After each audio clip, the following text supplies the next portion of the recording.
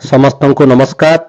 ଆଜିର ବିଷୟବସ୍ତୁ ହେଲା ପେନ୍ ଇଜ୍ ମାଇଟର ଦେନ୍ ସୋର୍ଡ, ଅର୍ଥାତ୍ କଲମ କମାଣ ଠାରୁ କଠୋର ବା ଶକ୍ତିଶାଳୀ ବା ସଶକ୍ତ ଅଟେ। କଲମ ଜ୍ଞାନୀ ଗୁଣୀ ଶିକ୍ଷିତଙ୍କ ଅସ୍ତ୍ର ହେଉଥିବା ବେଳେ କମାଣ ହେଉଛି ଉଗ୍ର ଆତଙ୍କବାଦ ମୂର୍ଖଙ୍କର ଅସ୍ତ୍ର ବା ସଂକେତ ଅଟେ। ପିଲାବେଳୁ ପାଠ ପଢିବା ସମୟରେ ଶୁଣି ଆସିଛୁ ପେନ୍ ଇଜ୍ ମାଇଟର ଦେନ୍ ସୋର୍ଡ, କିନ୍ତୁ ବଡ଼ ହେଲା ପରେ ଦେଖି ଆସୁଛୁ ଚାରିଆଡେ କମାଣ ହିଁ କଲମ ଠାରୁ ଅଧିକ ପ୍ରଭୁତ୍ୱ ଜାହିର କରି କଲମକୁ ଚପାଇ ରଖିଛି। କମାଣ ଅର୍ଥାତ୍ ତଲୱାର, ଗୋଳା ବାରୁଦ, ବୋମା, ଖଣ୍ଡାକାତି, ଅରାଜକତା ଇତ୍ୟାଦି ଆଜି କଲମକୁ ଚପାଇ ରଖିଛି। ଆଜି କଲମ ସାଇଲେଣ୍ଟ ଓ କମାଣ ହେଉଛି ଭାଇବ୍ରେଣ୍ଟ। ଯଦିଓ କିଛି କ୍ଷେତ୍ରରେ କଲମ ଅପେକ୍ଷା କମାଣ ହିଁ ଦରକାର, କିନ୍ତୁ ଅଧିକାଂଶ କ୍ଷେତ୍ରରେ କଲମ ହିଁ ଅନ୍ୟାୟକୁ ରୋକିପାରିବ, ଅତ୍ୟାଚାରକୁ ରୋକିପାରିବ ଏବଂ ସମାଜରେ ନ୍ୟାୟ ଧର୍ମ ପ୍ରତିଷ୍ଠା କରିପାରିବ। ଭ୍ରଷ୍ଟାଚାରକୁ କଲମ ହିଁ ରୋକିପାରିବ, ଦୁର୍ନୀତିକୁ କଲମ ହିଁ ରୋକିପାରିବ। କିନ୍ତୁ ଦୁଃଖ ପରିତାପର ବିଷୟ, ଆଜି କଲମଧାରୀ ଲୋକମାନେ ଅର୍ଥାତ୍ ଜ୍ଞାନୀ ଲୋକମାନେ ନୀରବ। କିଛି ଟଙ୍କା ପାଇଁ କିମ୍ବା ବଡ଼ ବଡ଼ ଲୋକଙ୍କର ଛତ୍ରଛାୟା ତଳେ ରହିବା ପାଇଁ ଆଜି ଚାଟୁକାର ସାଜିଛନ୍ତି। ସେମାନେ ବଡ଼ ଲୋକଙ୍କର ହାତ ବାରିସି ହୋଇ ସେମାନେ ଆଜି ପକ୍ଷପାତିତା କରୁଛନ୍ତି। ଯେଉଁଦିନ କଲମ ତାର ପ୍ରତିଭାକୁ ଦେଖାଇବ, ସେହିଦିନ କମାଣ ନିଶ୍ଚିତ ନିପାତ ହେବ, ଏଥିରେ ସନ୍ଦେହ କିଛି ନାହିଁ। ଜ୍ଞାନ ସବୁବେଳେ ଧନଠାରୁ ସତ୍ୟ ଏବଂ ସଶକ୍ତ ଅଟେ। ଜ୍ଞାନ କଠୋର ପରିଶ୍ରମ, ସତ୍ୟତା ଓ ନିଷ୍ଠା ବଳରେ ଅର୍ଜନ ହୋଇଥାଏ, କିନ୍ତୁ ଧନ ଅନ୍ୟାୟ ଉପାୟରେ ଏବଂ ଅନ୍ୟ ଯେକୌଣସି ରାସ୍ତାରେ ରୋଜଗାର କରାଯାଇପାରିବ। ତେଣୁ କଲମ ଯେଉଁଦିନ କମାଣକୁ ପରାସ୍ତ କରିବ, ସେଦିନ ସଂସାରରେ ବା ସମାଜରେ ନ୍ୟାୟ ଧର୍ମ ପ୍ରତିଷ୍ଠା ହେବ, ଏଥିରେ ସନ୍ଦେହ କିଛି ନାହିଁ। ଏଠାରେ କିଛି ଉଦାହରଣ ନିଆଯାଇପାରୁ।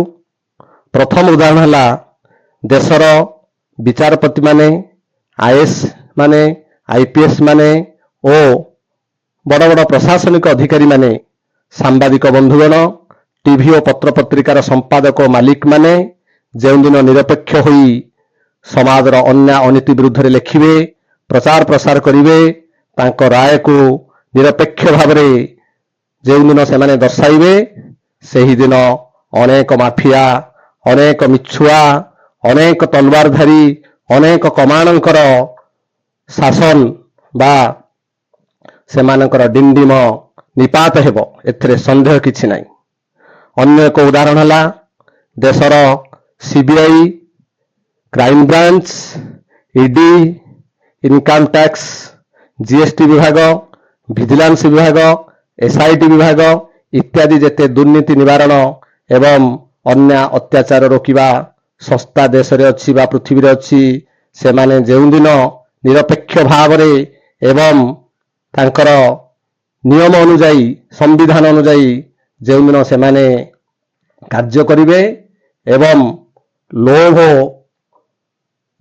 ଏବଂ ଅଧର୍ମକୁ ପରିତ୍ୟାଗ କରି ସତ୍ୟ ଧର୍ମ ନ୍ୟାୟ ହେବା ପାଇଁ ଚେଷ୍ଟା କରିବେ, ନିଜକୁ ନିଜେ ବୁଝିବେ ଯେ ଜ୍ଞାନ ବା କଲମ ହେଉଛି ଈଶ୍ୱରଙ୍କର ପ୍ରକୃତ ସ୍ୱରୂପ ଅଟେ। ତେଣୁ ତାଙ୍କୁ ଯଦି ସେମାନେ ପ୍ରୟୋଗ କରିବେ, ନିଶ୍ଚିତ ଭାବରେ ବ୍ୟଭିଚାରୀ, ଭ୍ରଷ୍ଟାଚାର, ଅନ୍ୟାୟ ଅନୀତି, ଦୁର୍ନୀତି ସବୁ ଦୂର ହେବ ଏବଂ ସମସ୍ତଙ୍କୁ ସମାନ ନ୍ୟାୟ ମିଳିବ। କିନ୍ତୁ ଆଜି ଦୁଃଖର ବିଷୟ, ଯେଉଁମାନେ ଦେଶକୁ ବା ପୃଥିବୀକୁ ବଞ୍ଚାଇ ପାରିବେ, ସେମାନେ ଆଜି ନୀରବ ସାଜି ଯାଇଛନ୍ତି। ଏହାର କାରଣ ହେଲା ବର୍ତ୍ତମାନର ବସ୍ତୁବାଦୀ ଯୁଗରେ କେବଳ କିଛି ଟଙ୍କା ରୋଜଗାର କରିବା, କ୍ଷମତା ପାଇବା ଏବଂ ପ୍ରଭୁତ୍ୱ ବିସ୍ତାର କରିବା ଲକ୍ଷ୍ୟରେ କିଛି ବଡ଼ ଲୋକଙ୍କ ବା କିଛି ନେତାଙ୍କ ଛତ୍ରଛାୟା ତଳେ ରହି ନିଜକୁ ନିଜେ ସେମାନେ ଖୁସି ଅନୁଭବ କରିବା ଭଳି କାର୍ଯ୍ୟ କରୁଥିବା ହେତୁ ବର୍ତ୍ତମାନ ଆଜି କମାଣ କଲମକୁ ଚପାଇ ରଖି ବର୍ତ୍ତମାନ ଯୁଗରେ ପେନ୍ ଇଜ୍ ମାଇଟର ଦେନ୍ ସୋଡ୍ ଜାଗାରେ ସୋଡ୍ ଇଜ୍ ମାଇଟର ଦେନ୍ ପେନ୍ ହୋଇଯାଇଛି। ତେଣୁ ସମସ୍ତ ବୁଦ୍ଧିଜୀବୀ ଜ୍ଞାନୀ ଗୁଣୀ ଯେଉଁମାନେ ଦେଶକୁ ରକ୍ଷା କରିପାରିବେ ସେମାନଙ୍କୁ ଅନୁରୋଧ, ସେମାନେ ନିରପେକ୍ଷ ଭାବରେ ବିଚାର କରି ତାଙ୍କ ରାୟକୁ ଯଦି ଠିକ୍ ଭାବରେ ପ୍ରକାଶ କରିବେ ନିଶ୍ଚିତ ଏକ ସୁସ୍ଥ ସମାଜ ଗଠନ ହୋଇପାରିବ। ସମସ୍ତଙ୍କୁ ଧନ୍ୟବାଦ, ନମସ୍କାର।